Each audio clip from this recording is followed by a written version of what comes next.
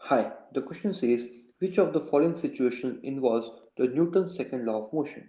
The situation's first situation is a force can stop a lighter vehicle as well as a heavier vehicle which are moving.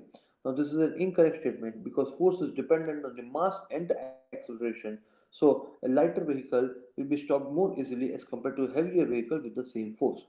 Now option B over here indicates that a force can accelerate a lighter vehicle more easily than a heavier vehicle which are moving. Now this is a correct statement as if acceleration is inversely proportional to the mass.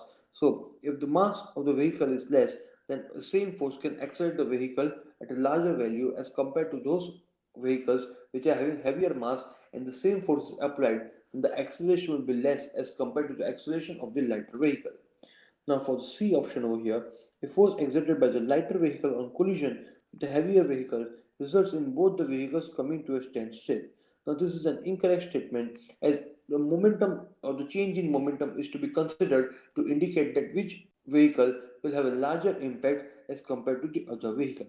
And for the fourth option, it is given that a force exerted by escaping air from a balloon in the downward direction makes the balloon go upwards. Now, this is again a correct statement, but this is according to Newton's third law of motion.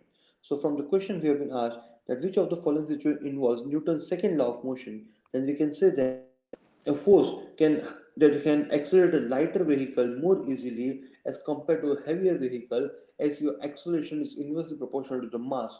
So therefore, we can say that from the four options which are given to us or the four situations that are provided to us, the correct situation will be option B, that is a force can accelerate lighter vehicle more easily than a heavier vehicle which are moving. That means the force is provided same to both the vehicles, but the lighter vehicle will have higher acceleration as compared to the heavier vehicle because of the mass of the lighter vehicle is less as compared to that of the heavier vehicle.